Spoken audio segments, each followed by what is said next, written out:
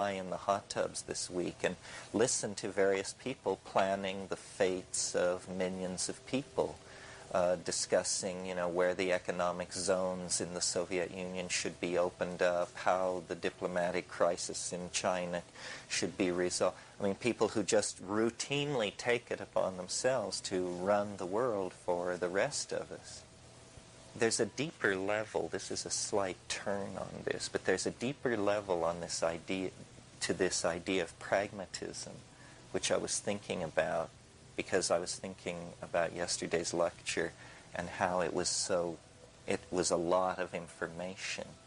And I wondered what other lectures might be like that would be so full of information. And then I reviewed in my mind the history of art from the point of view of realism. Realism is this funny thing where people painted on their bodies and scarified themselves and painted in styles that have been rediscovered in the 20th century. Impressionism, symbolism, abstract expressionism. We see all this in the cave paintings in Africa and in southern France and so forth and so on. But once the Greeks got their camp in order, they set off in this funny direction, which was they wanted marble to be like flesh. They did not want to symbolize the human form or evoke it or make an image of it. They wanted to find out what it was by duplicating it exactly. And they were able to do this and produced, these things, which I don't, if any of you have visited the museum at the Parthenon or the Metropolitan in New York City, you get it from this Greek stuff. I mean, I think even if you're pretty lumpen, you suddenly understand what art is about, why people pay $11 million for a piece of marble, because what real genius is, you have to put out your hand to satisfy yourself that this is not real breathing human flesh. And these faces, have minds behind them. And when you stand and look in them, you say, so this is what the thing about Greece is all about. Now I understand that some kind of magical thing. Well, Eleusis was this central focus for the mystical intentionality of the Greek mind. This ties in with this thing that William Blake said about attend the minute particulars. Remember, we talked about that, he said this was the basis of poetry, and understanding reality was attention to the minute particulars. So there is a way of opening beyond symbols, beyond language. And we call it realism. Breathe deep. But we don't recognize it for what it is. I mean, realism is thought of as another ism. But it isn't another ism. It's an ontos of a completely different order. There are isms and there is realism. And realism seeks to go beyond isms, to go beyond language, to go beyond expectation and the forward-moving net of language, and to present us with something which is, shocking and infinitely deep and beyond contravention. This is the thing. And so this thing has been carried forward, mostly in art, mostly as an intuition.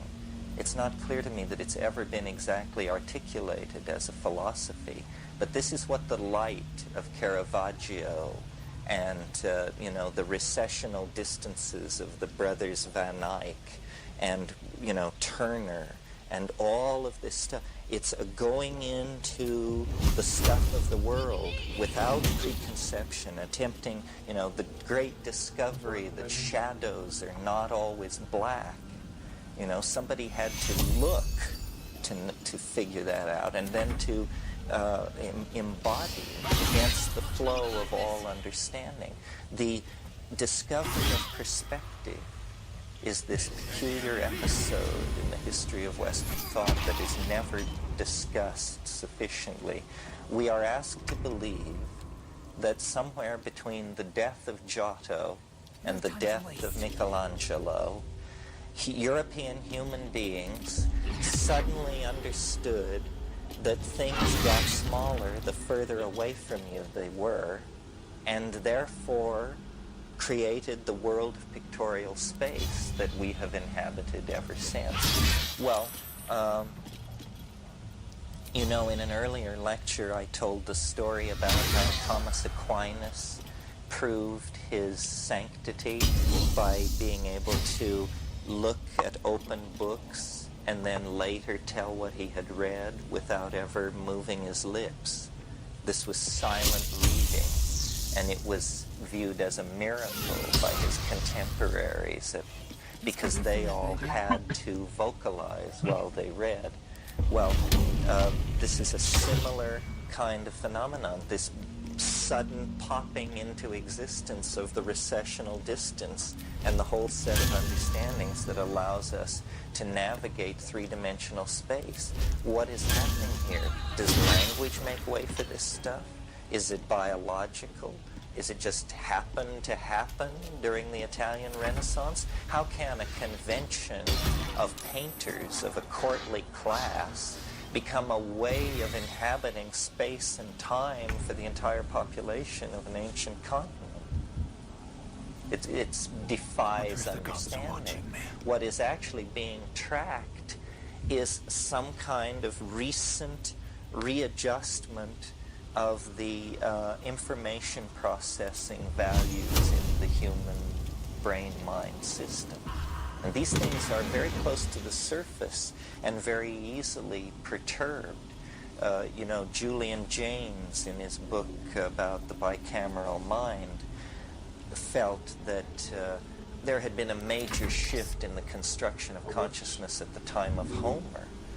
That before Homer, people didn't exactly have egos. They were sort of like soulless beings which, when put under pressure by like a tight situation in battle, would have a magical voice speak to them in their head and tell them what to do. And they called this their demon, their familiar, their titulary animal or god. And then he felt that this autonomous function of the psyche later became incorporated into the larger structure of the human mind as the ego, and that what we use as an ego was once a god. This is the depths to which we have fallen, that we, you know, have shackled a god into the service of managing our portfolios. You know, it's a principle that's very old in nature. For instance, mitochondria, which are the powerhouses of the human cell, are these little enzymatic engines that were originally free-swimming bacteria that have been, through evolution, incorporated into the dynamics of larger structures and embedded there, and now their energy is all channeled to the purposes of the cell, and they have their own genetic material and everything. They are clearly relict organisms embedded in cytoplasmic material. So this principle of incorporation of the autonomous element to enrich the original structure is pretty well there. An instance of that I'm interested in is the pregnancy of language in these Amazonian tribes that are using Banisteriopsis type hallucinogens. I mean, something is trying to happen. This language is just subvisible, and the whole mystery that haunts the culture is that it isn't always subvisible. That, you know, on good Saturday nights, when everything is clicking, they can actually drag out this stuff from another dimension and play with it. And you just wonder, you know, The beta-carbolines are so closely related to endogenous brain chemistry, and so is the DMT that it's running on. I mean, clearly these people are rubbing up against an evolutionary interface spot, a place where human ability, human neural processing, human signal-making functions are bubbling together with the potential of a sudden perturbation to a higher and previously unanticipated state of order. And I think that it has something to do with this projective imagination through acoustical sound, that this idea has haunted the human mind, and certainly the Western mind, through the tradition of Pythagoreanism and the Orphic religions, this tradition of using sound to perform magic and transcend levels and see into the fabric of nature. And what's going on in these Amazon situations where, you know, the conventions of modern physics mean nothing. Nobody's speaking English. Nobody knows about the periodic table or Newton or any of that. They're operating in another world. And what they're doing is, in these states of intoxication, projecting this phenomenon for which we don't even have a word.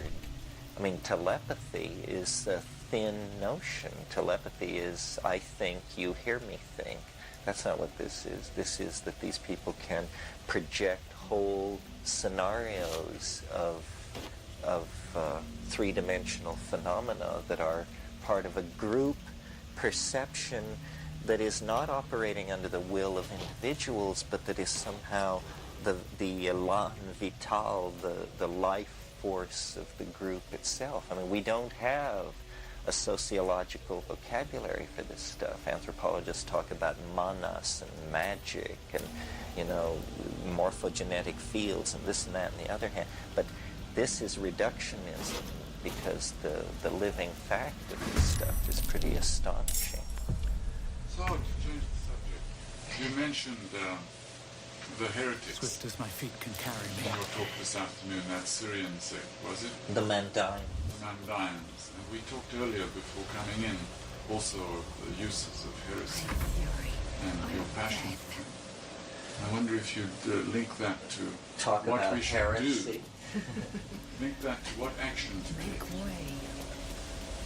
Well, it's always, heresy is always safe if you're scripting your life for the history books. You just can't go wrong as a heretic, because they're always vindicated. The trouble is there can be some rough spots along the way.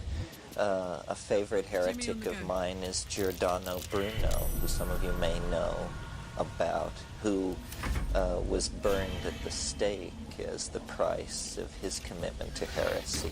Bruno discovered the infinity of the universe.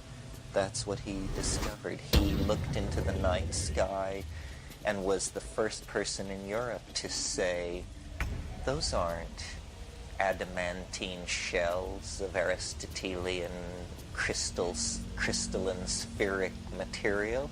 Those are stars. Those are suns like our sun, and they must go on forever. It opened before him.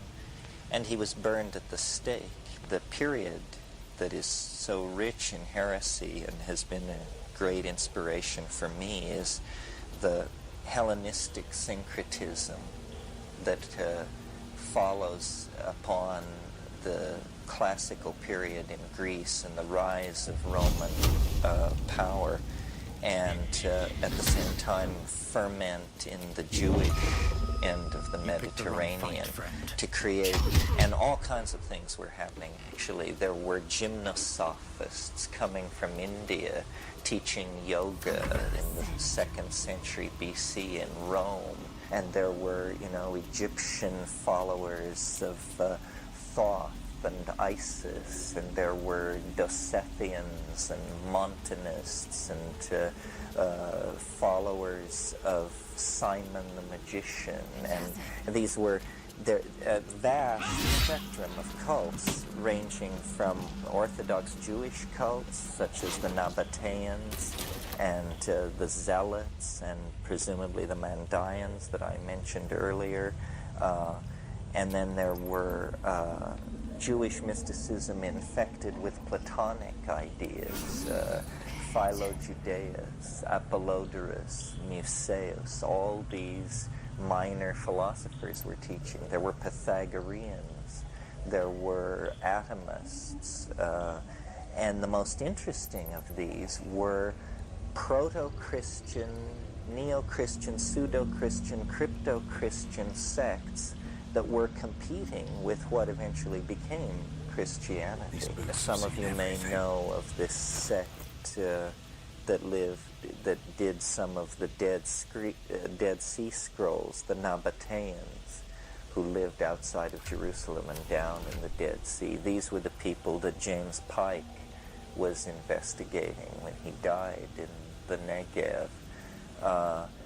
A few years ago, well, actually over many years, there was a very important manuscript find in 1948 at a place called a Greek Orthodox monastery called Chenoboskion in Upper Egypt that was on a much older site called Nag Hammadi. And out of the ground at Nag Hammadi came 43 codices that were by groups of scholars coordinated worldwide, translated through the 50s and 60s and 70s. This is now available as the Nag Hammadi Library. And it's very, very interesting stuff, because this stuff went into the ground AD 270. So the later bishops, the patristic recensionists, the diddlers and fiddlers and all of that were kept away from it. Nobody had seen this stuff since AD 280. So it was very, very interesting. Of the 53 texts, 41 were unknown in any other version. Of those that were known, there was some of the late Plato. There was portions of Matthew, but what was interesting were these previously unknown texts, some of which were very close to gospel type material, a gospel according to Philip, the second known version of the Gospel of Philip, a gospel according to Thomas, the doubter, my favorite guy. But more interesting is the less pseudo-Christian material, this exegetical and mystical material that just takes off, that is proto-Hermetic. Some of it shows traces of Indian philosophies, transmigration of souls, yogic practices. Some of it reads almost like Maria Sabina's mushroom chants. There's one text called The Voice of the Thunder that has a meter and a rhythm that is precisely Maria Sabina. So Gnosticism is the general banner under which all of this stuff can be placed. Gnostics believe the central tenet of Gnosticism, and it's hard to put this across because modern Gnostics are such cheerful people that they've forgotten their real roots. The central perception of Gnosticism, no matter how you slice it, is that we don't belong here, that we are strangers, that something terrible happened, and that accounts for why we're here, that we were destined for a much better deal, and something went terribly, terribly wrong. It takes different forms. Some Gnostic mythologies are fairly straightforward, some are fairly Baroque. The one that I enjoy is one of the more Baroque ones. The 2nd century Gnostic bishop Valentinius had this notion that there were 36 archons. They are demons of progressively lessening power that interpose themselves between man and a true vision of God. And the last of the archons, the 36th archon, was Sophia, and the only of the archons that was female. There's a tremendous sexual ambivalence in Gnosticism, which we can talk about, which is resolved in different ways. But anyway, the 36th archon is Sophia. She looked upward toward the higher God and saw him bring forth creation, of which she was the final manifestation. And in her heart, an avarice grew, a wish to create in the same manner as the highest and hidden All-Father. And she brought forth, it's described as an abortion. She self-fertilized herself. She did not understand the requisites of creation, and she turned inward into herself, and she brought forth a monstrosity. And this monstrosity is the God of the Old Testament, Yahweh, Jehovah. And when she saw what she had done, that she had brought forth this monstrosity, she flashed through a whole bunch of emotions very quickly. Horror, guilt, rage, fear, agony, like that. And these emotions... The egg is warm to the touch, the rough shell like slate beneath your fingers. Whatever is within is stirring ever so slightly.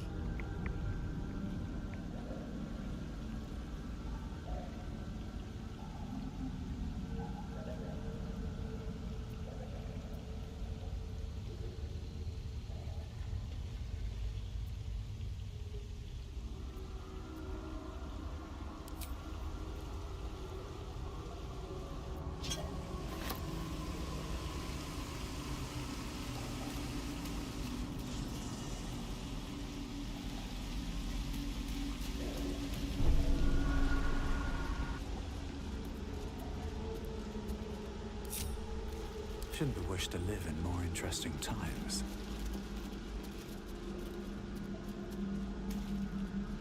You must have questions. An unhatched Githyanki egg should be the burden of a Vash, not a worry. And yet, I'm drawn to the wall. Keep it close. Perhaps in our care. And don't you dare pass it to that lunatic woman prowling the mountain pass.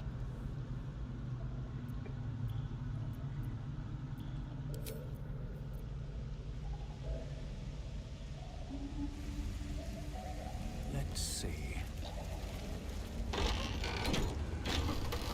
Swift as my feet can carry me.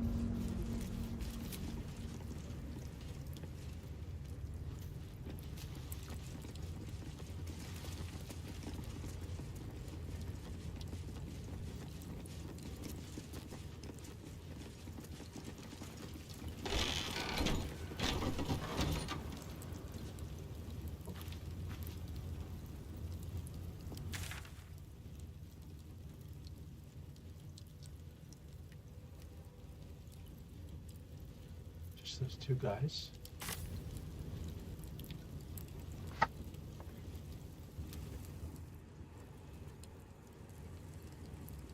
That's a lot of guys.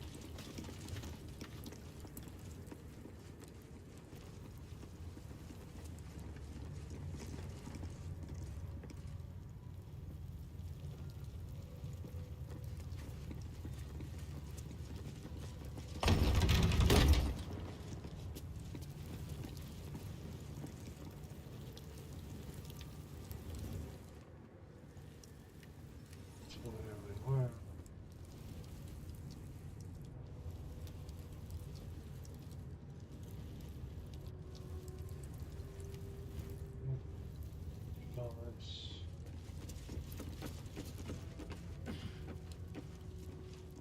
No traps, please.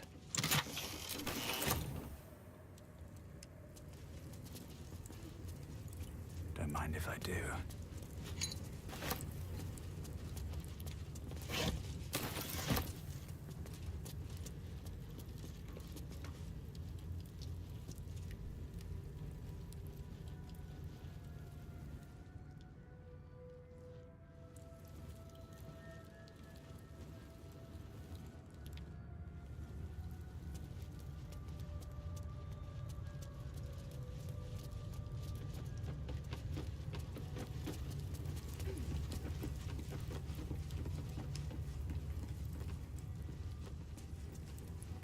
What's inside?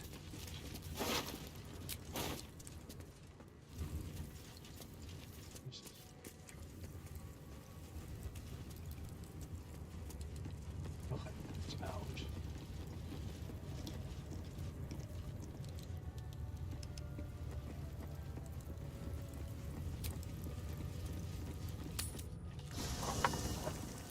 Just gonna do it.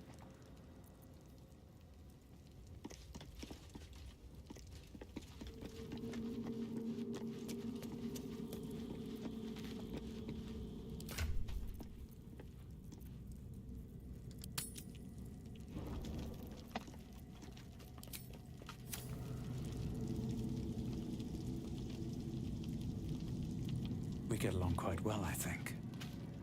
I think we've overstayed our welcome in this place. If we ever truly had one to begin with. We should leave. Of course.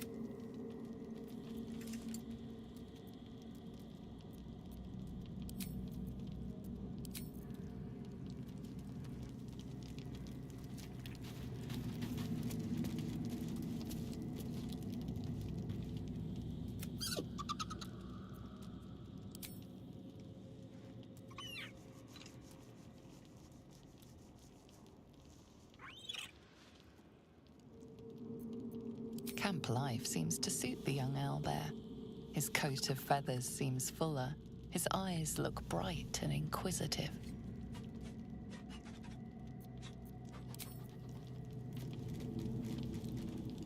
I swear you've grown since I last saw you.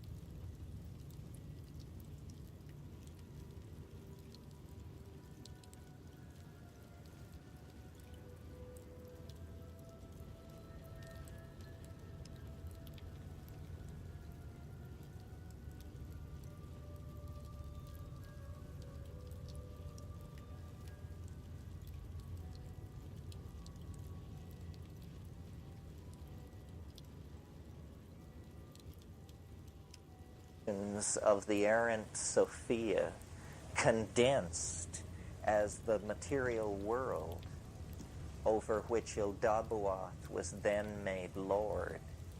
So the entire material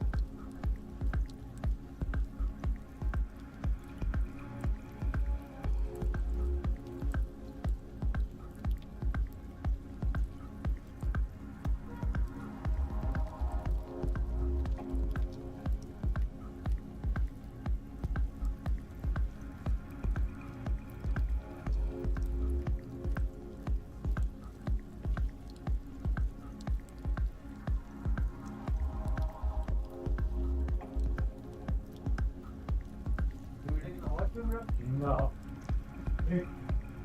Just on my way.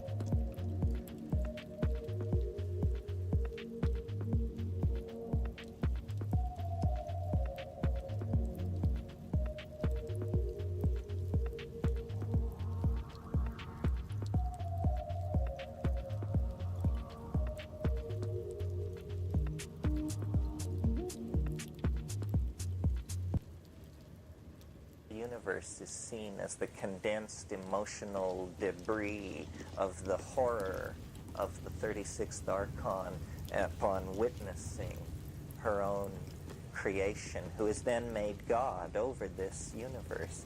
Well, even though this is this really bad scene, it still, nevertheless, has this extremely tenuous connection to the highest and hidden All-Father in the form of what is called the scintilla, the spark, the soul spark of divinity. So then the goal of Gnostics, born into this unfortunate world, is to gather the light together, to save the light. The light is defiled by its presence in the world of material existence, and the light must be gathered. Well, so then the central soteriological concern, that means the central salvational concern of Gnosticism, is how shall we gather the light? And their whole theology then is, what is the light? How should we gather it? And once we have it, what do we do with it? And then there were various answers. I mentioned the sexual tension inside Gnosticism. It took two forms, both wild extremes. In one case, Gnostic hermeneutics reasoned along the following lines. Life is defiled, the light is defiled by the material universe. Therefore, we should withhold entry of the light into matter. Therefore, we must be celibate. We must have no children. And in some cases, this took the form of saying, and we sanction no form of sexual union which could lead to procreation. So they were kinky in that style. The other direction that they took was extreme celibacy. Just simply no sexual contact whatsoever. And then the third option, and these options had differing percentages of loyalty as Roman society underwent exterior transformations. The third Gnostic stance was, man is divine. We are of the light, and nothing in the universe of Ildabaoth can pollute the light, for it is of a higher order, and therefore we can do anything we want. Yes, so you could be a Gnostic and line up for scourges and heavy dieting, or you could line up for total libertinism and eating and drinking anything you want and any kind of... So this was the spectrum, and this was, of course, very baffling to Christian morality. But Christianity has an incredible debt to Gnosticism.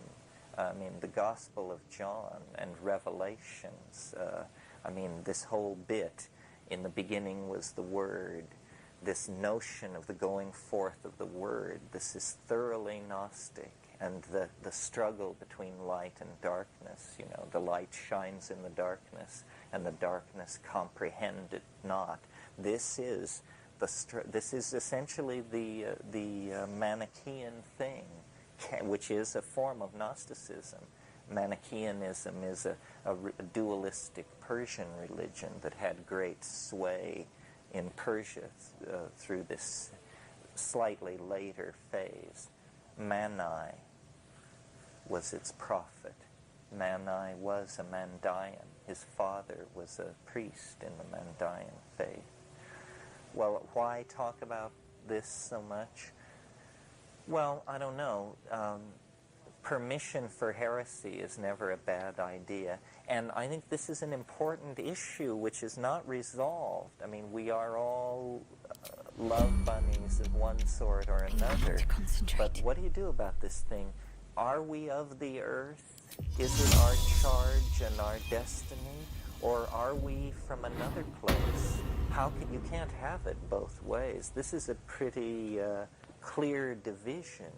What are we to be? Are we to integrate with nature, or are we to transcend it through an act Don't burn yourself. conjuration out of the self, which is what culture is. I mean, apparently we have made the choice, and all we're doing now is the philosophical dotting of the I's.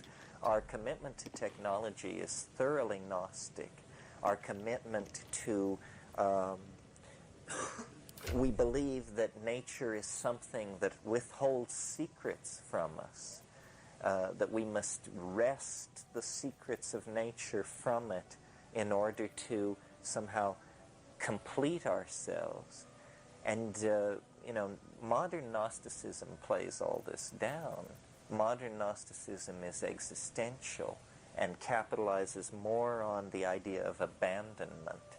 They're less interested in the program for returning to the higher and hidden All-Father, and much more interested in talking about how we are abandoned by the All-Father, and therefore what a drag it is and what can we do about it. So that people like Heidegger are thoroughly Gnostic in their thinking. I mean, anybody who is not... Because you see, what Gnosticism denied was the presence of God in the world. You need to understand that it was an article of faith of Gnostics that this is really a long way from God, that we are really off, way, way out, over, away from it. And Christianity preserves this dualism in the eternality of evil, in the idea that, you know, there isn't a final fusion. They preserve the distinction down to the last knell of recorded time. So that's a thoroughgoing dualism. But my approach to this kind of thing is basically Jungian. I mean, that's where I got my interest in all of this material. See, I think that what we're always seeing is psyche, that we're always seeing a mirroring of the intentionality of ourselves to concretize consciousness, to put a name on it. And so I have called myself at times a noetic archaeologist. What I like to do is go and dig up, not pot shards and glass beads, but ideas. Old ideas that have been under the dirt along. Gnosticism is another boneyard, and alchemy is another boneyard, and the Maya are another boneyard, and ancient Hawaii is another. And I love to go into these things and draw conclusions, you know. It's all very pregnant with intention toward the person who comes to it with an open mind. I mean, everything wants to speak, everything wants to guide us. I haven't talked much about it, but I always think there are so many ways in which it's true that it would have been so much different if Aldous Huxley had guided things through the turmoil of the 1960s. Aldous Huxley was, you know, a British intellectual, a novelist, a social critic, but even before he wrote The Doors of Perception, he wrote a book called, or an essay called The Art of Seeing. And, you know, this was gospel as far as my mother was concerned. I mean, my mother was an extraordinary woman. I don't know how she had the intuition to be into the things that she was into. But it's this thing about seeing. And this goes back to what I was saying about realism, training the eye. What these Renaissance people and these Greek people were doing with the recessional distances and the nudes was they were really looking. They were really seeing. They were not painting stories that they were telling in their minds, but they were actually paying attention to texture and shadow and light.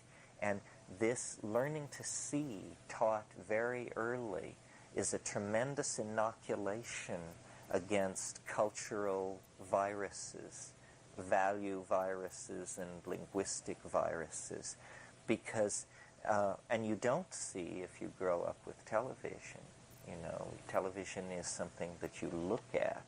It's like it has this flat quality. It is undemanding. Everything has been stripped of depth before it ever reaches you, even to be offered for your perception.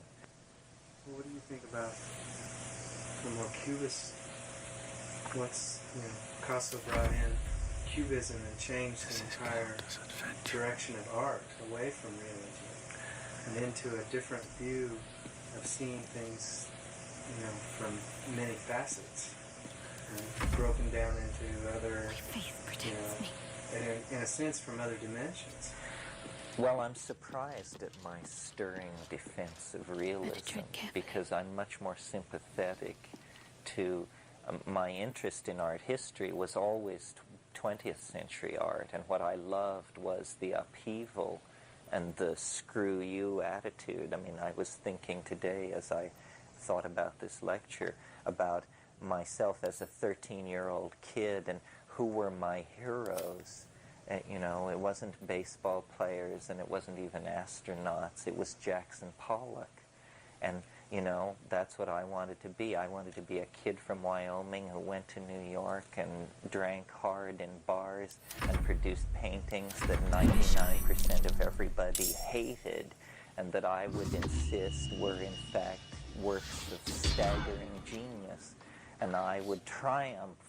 And it was this whole thing. I mean, I was living in a small town in western Colorado, you have to understand. I mean, the notion of a man hurling paint at a canvas, it just outraged the inner Amish of the place where I was living. No, I think all of this stuff is very important, and that art, I didn't mean to suggest a value judgment in favor of realism over other artistic styles, because I think by the time the 20th century came around, realism had grown self-defeating. It was something which had to be pried loose and perfected. And for me, I think it's probably perfected in Jan van Eyck. The altarpieces of the Van Eyck brothers, or Caravaggio, or, by the time you get to Velázquez and the Mannerists, something else is happening. It's like they've overshot the mark. With Mannerism, it's getting weird. It looks at first like realism, but then you realize that bizarrely morbid distortions are taking place, and that what is seeping upward into the realist canvas is the unconscious, and that these odd intimations of sadomasochism and mania and all this stuff that you're getting off of this stuff, it's not you, it is there. They're trying to make it like that, and the Mannerists set the stage for full permission to push off into then romanticism, really. The evocation of emotion through the manipulation of image, of natural image. But it's really, the thinking is not realistic. The thinking is allegorical. Romanticism always tends toward allegory. That's why these islands sucked at by blackened water and covered over in fallen gardens, crumbling ruins. These don't exist anywhere. This is not reportage of the natural world.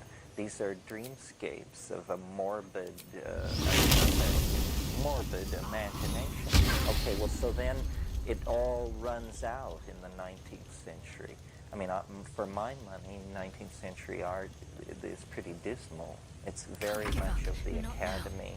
In France, you've got Watteau and Fragonard, and in England, you have, Reynolds and all of this stuff going on, until this romantic morbidity gives rise to, like, out of the recrudescence of that movement come people like Redon and Moreau, French symbolists. This is consequent upon, interestingly enough, an interest in psychedelic drugs.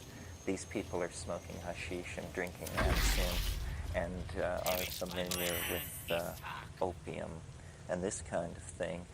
And they set the stage then for the pre-Raphaelite thing, and which I don't know if you view that as design or art, but simultaneously Impressionism is happening. And Impressionism, strangely enough, is like art in the service of the realist ideal again, but in strange clothing. Because what they were trying to do was shed this academic, allegorical, symbolic stuff and just show life. You know, it was an effort to do that. And it gave permission for another round? For, well, another thing then. So there were two simultaneous tendencies there. The Impressionists with their concern with what the eye sees and light, and then operating in the background stuff like the pataphysicians and the Dadaists later, where it was all about, again, the unconscious and bringing that in. The same tendency which had infected mannerism then came in as surrealism in the 20th century, and because of Freud and Jung and all this stuff. So I think that the whole history of 20th century art is a reaction against morbid romanticism, which was probably a pretty good thing to overthrow. But I saw people like Pollock, or specifically Pollock, as in a sense realists in that what they were showing us was chaos. That's sort of the evolution of an artist as you gain more and more ability. As you get past the symbols and you get into realism, but then you take the realism and you use it as you can use it as a fiction in a sense. So you can do what the Mannerists did and go into a dream state, so it becomes a language, a visual language that can describe things that our words can't. Well, Pollock made an immense intellectual journey because he started out he was born in Cody, Wyoming. This is a strike against you in the first place. And he studied art under Thomas Hart Benton, who was the absolute epitome of the American realist school. I mean, if you don't know Thomas Hart Benton, he did WPA murals of women bringing jugs of cider to men in the fields at noontime. In other words, glorification of the American working class in a style almost reminiscent of the Mexican mural style of Diego Rivera. Pollock came out of that,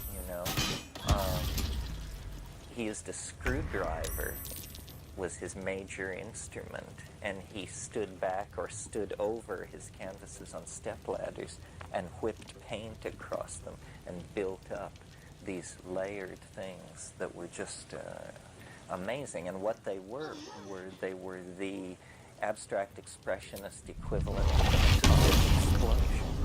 This is what the 50s was all about. So realism came to mean looking into many strange parts of reality. At what point does the dream get integrated to where it's us? At the point where we control it like we control our voice in our head? Well, we have this admiration for the Australian style of relating to the dream time. But if we continue to develop our technology the way we do, we have our own dream time. It's watching television, and it's probably going to deepen. I mean, I think that our appetite for sensation and entertainment is driving that industry to develop itself almost more rapidly than any other. And because it's all mythic, what's on television. Television is not reality. Television is the cultural myth about reality. This is where the archetypes in the American unconscious are to be met, tough cops and jiggle blondes and all these people that are in our cultural mass programming are running around in there. Oh, it's terrible. It's just that we have such a happy set of images. It could be epical. Imagine if we were 19th century Germans, television would be like Wagner. To switch and do a similar kind of historic analysis for Gnosticism. Shifts. Well, I don't claim to know a lot about music. I'm pretty... Well, Wagner comes late.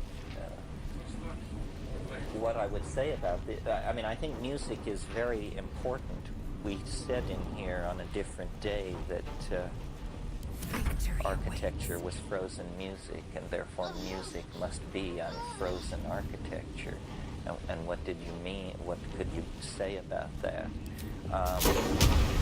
This Pythagorean thing, this very old thing, this discovery of these apparently natural relationships that are very mysterious between the plucked strings, so that if you stretch gut between bone antlers and you pluck certain strings, other strings in a perceived to be natural relationship called an octave will also vibrate in harmony. This is the key concept here, harmony. People saw this, and Pythagoras, or, Apocryphal, what Pythagoras did was he filled glass tubes with water, and when he had 2 glass tubes tuned so that they were an octave apart, it was observed that the amount of water in them could be expressed as a mathematical ratio. Well, this touches on a very mysterious aspect of things that nobody quite understands, and you don't even hear people talk about it because it's so problematic. And that is this: why does mathematics have something to do with nature? Why does mathematics have anything to do with nature? Think about what mathematics is. Mathematics is the operations you can perform on numbers. Well, nature isn't. You don't see numbers. And yet, this has been the fundamental insight of the Western mind that has allowed miracle after demonic miracle to be conjured out of nature. The discovery of the curious parallelism between nature and operations performed on numbers. Well, it comes out of this Pythagorean religious mentality, which observed, these ratios and related them to sounds, and said, well, then there can be a mathematical theory of music. And then they observed regularity in other phenomena. The stars have long been observed to be regular. Well, so then they began to think in terms of regular, perfect things versus irregular, mundane things. And in this climate, Platonism was able to come into being. And Platonism makes an absolute division, between the world of archetypal perfect things and then the lower slice of reality. Music was carrying all of this along, and if you're interested in ancient music and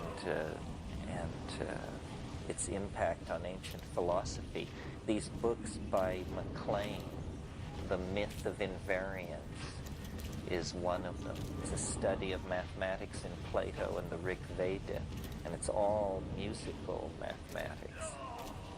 They were studying proportion, harmony, relationship. Now notice that in this situation where the string is plucked and the other strings in octaves above and below vibrate, this is a very cogent demonstration of action at a distance, something which is very troubling even in modern conceptions. But it's a very cogent demonstration of action at a distance. It shows that there need not be a connecting medium for force and activity to be transmitted across space. In other words, it is an argument for magic, for etheric influences, and this sort of thing. And so then the theory quickly grew that obviously then the way to influence these things was through music, through sound, and theories of tone grew up. And the 7 planetary bodies that were familiar to the astrologers were connected to 7 tones, and then a correspondence was recognized between 7 metals.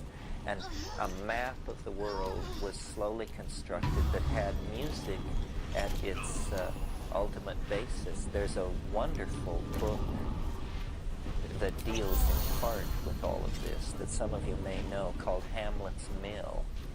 Hamlet's Mill is the story of this very old myth that occurs all over the world about how somebody has a mill, a little grinder, and somebody else steals it, and then the thief rows across a body of water with the mill in a boat, and the mill sinks the boat, and the mill is grinding out salt.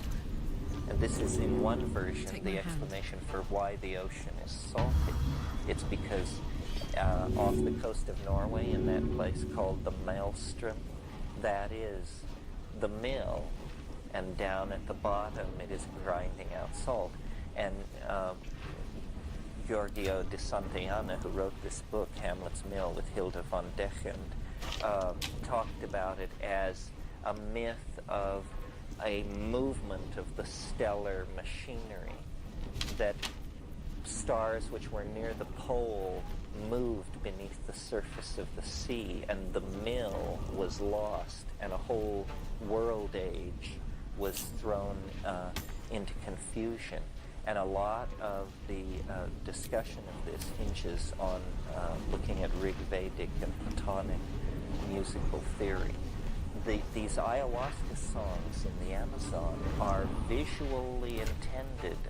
They are to be seen, not to be heard. I mean, the people criticize them that way, they critique them that way. Voice is primarily a vehicle imagined to affect color vision. And, if we could see what we meant, the ambiguity would leave our intention to communicate with each other. This would be a kind of telepathy, the seeing of meaning. Well, when you think about what meaning is, there's no reason why it should be processed through hearing. It's not particular, it has nothing particularly to do with hearing. Meaning is a much fuller and richer signal than hearing. Why shouldn't it be conveyed visually?